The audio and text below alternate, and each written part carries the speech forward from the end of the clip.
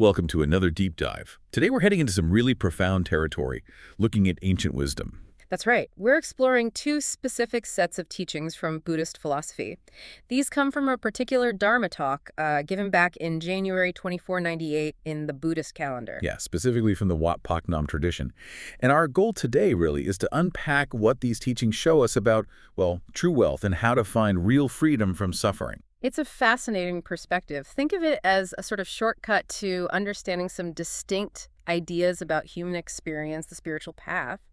Some surprising stuff in here. Okay, let's get into it. Our first set of insights comes from what's called the Verses on Noble Treasures, or Ariya Dhana Katha. And what struck me immediately is how it just completely flips the script on what being wealthy means. Exactly. It outlines these four essential qualities, and these define a truly wealthy person, not by money or possessions, but by these inner noble treasures.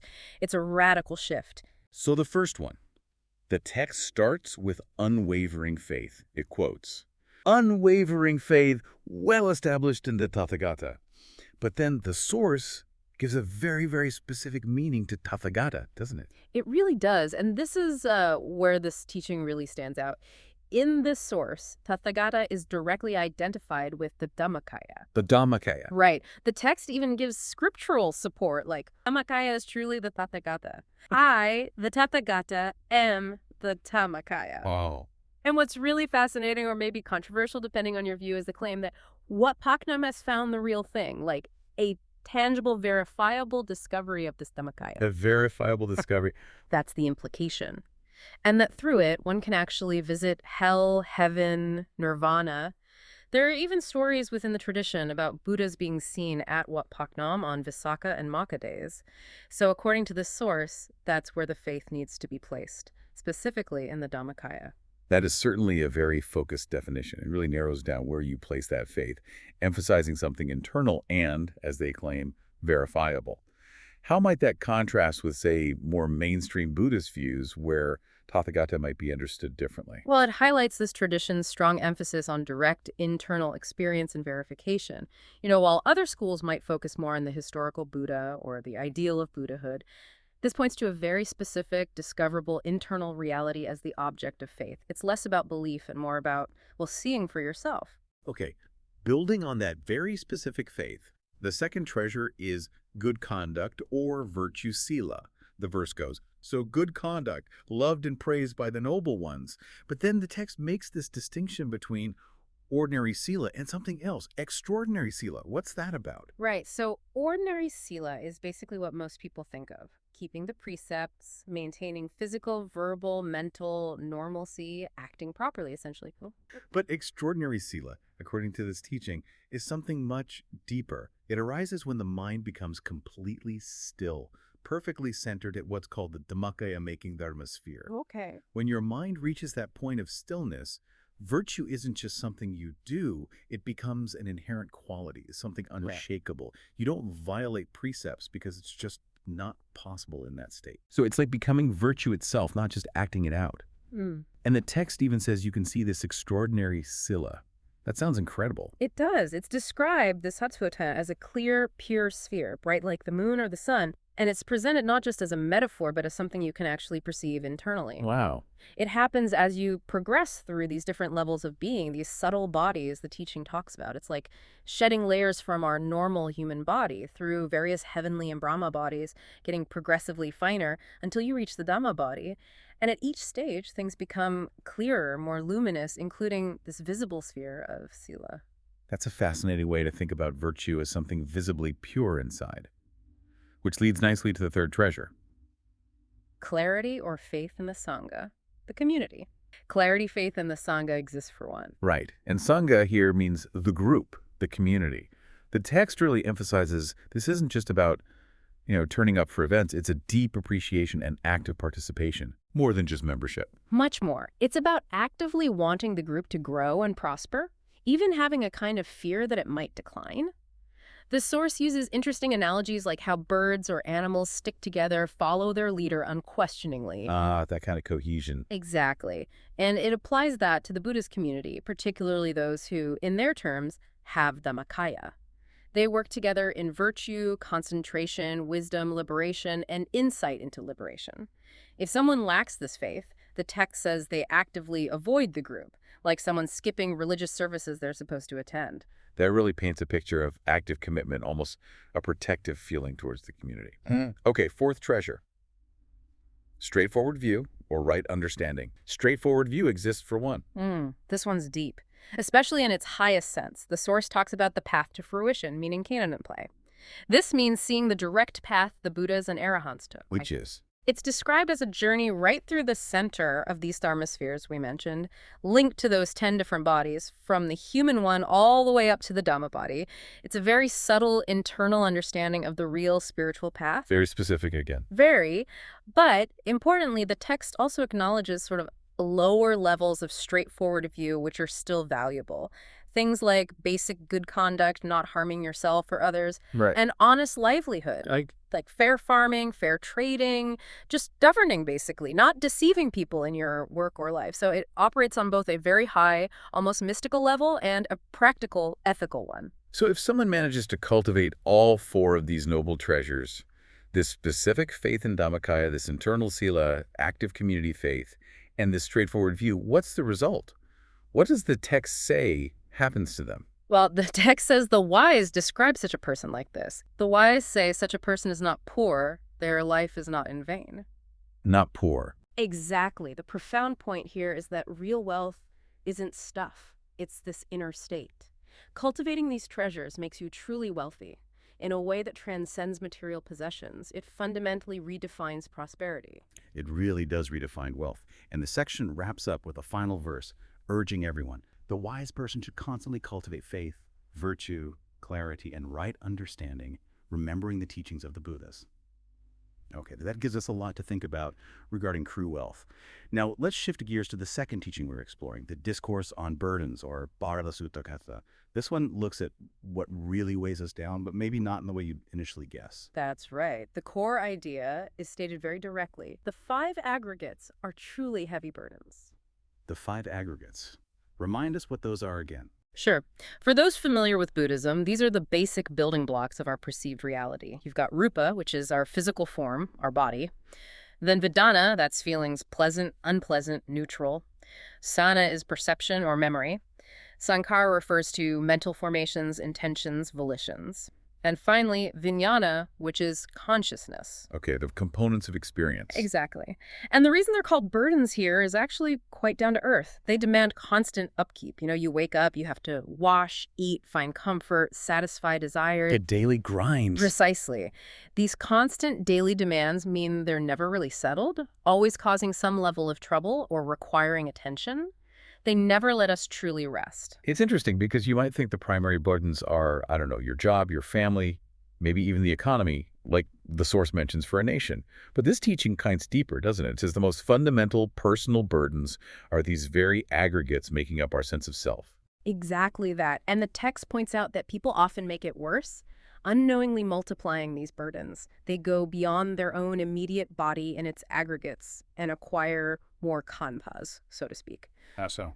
By getting attached to other forms, other people's feelings, perceptions, intentions, consciousnesses, creating layers upon layers of attachment. It's not just your 5 aggregates anymore. You end up carrying dozens, maybe hundreds that you've latched onto, and that clinging is the source of suffering.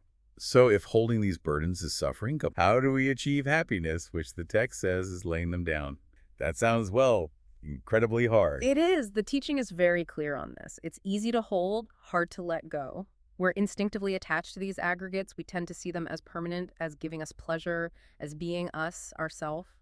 Despite the core Buddhist teachings of impermanence, suffering, non-self. Right. So the key isn't necessarily to, get rid of the body while you're alive. You need it. It's about changing the relationship, not clinging to them as permanent possessions, as truly mine. If you hold them that way, it's suffering. If you can let go of that deep attachment, that's happiness. Okay, that distinction between using and clinging is crucial. But it leads to the big question. How do you actually do that? How do you lay down these burdens, especially if they feel like the very fabric of your being? The text gets into a very specific method here, doesn't it? Something called shedding. Yes, it introduces this method called shedding the body, othoga. And it's described as extremely difficult, almost impossible for most, but systematic. Shedding the body. What does that entail? The text uses some vivid analogies, like trying to peel a fresh tamarind where the pulp just sticks stubbornly to the peel, or like a snake shedding its skin, difficult but possible. Practically, it involves intensely centering the mind, specifically at what's called the original center of the body, which this tradition locates at the navel level, 2 finger widths inside. Deep concentration there. Exactly. And through that profound stillness and focus, these Dharma spheres are said to appear internally. Again, these are described as visible spheres representing spiritual qualities.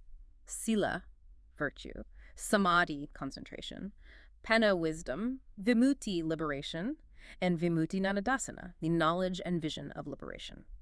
So these spheres are key to the shedding process, like gateways. Precisely. The process involves moving the centered mind through these spheres sequentially. And as you do, you shed one body to reveal the next more refined one. Ah, like the progression we discussed earlier. Yes. You shed the human body, revealing the subtle human body. Then that's shed to reveal the heavenly body. Then the subtle heavenly. Then the Brahma body. Subtle Brahma, formless Brahma, subtle formless Brahma. All the way up to... All the way up to the Dhamma body.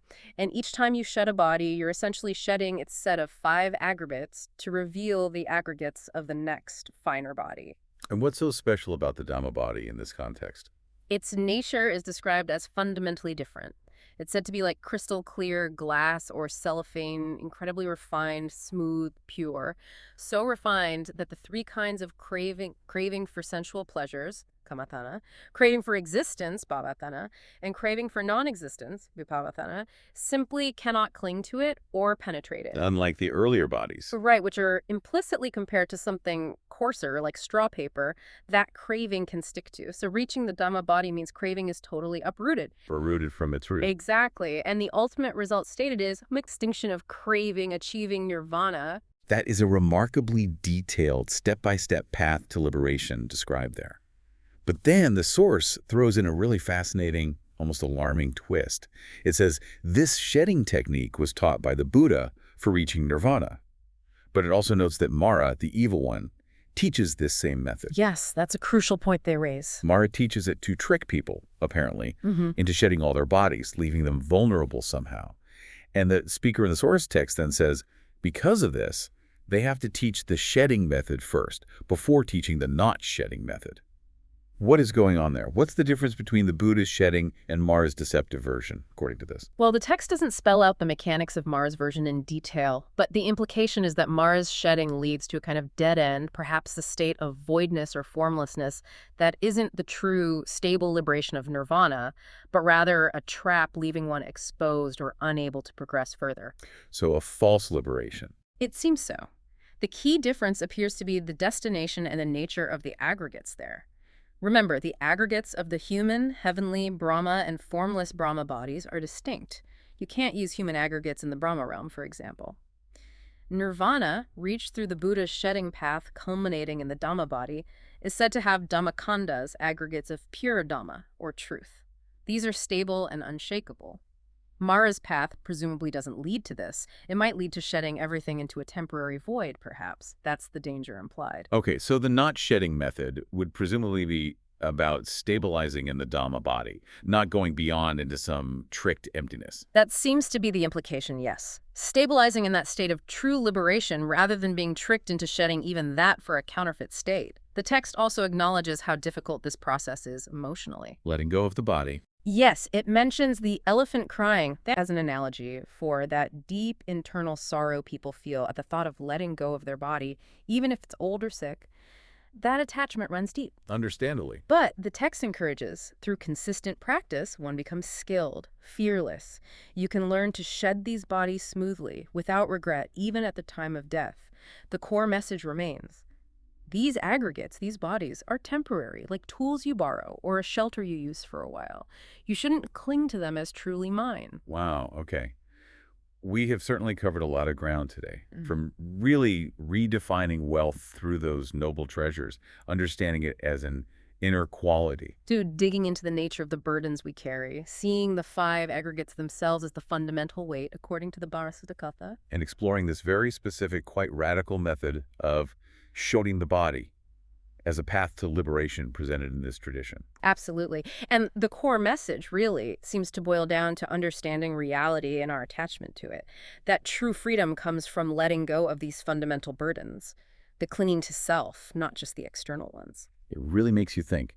If the path to inner wealth and freedom involves such a radical reevaluation of what we call self and mind, and potentially such a specific internal practice, what other everyday truths or assumptions might we be clinging to? Things that, if we look deeper, maybe through other philosophies or even just introspection, might also reveal themselves as burdens we could potentially lay down. That's a great question to ponder. How might these ideas, even if they come from a very specific tradition, reshape how you, the listener, think about your own attachments and what liberation might mean?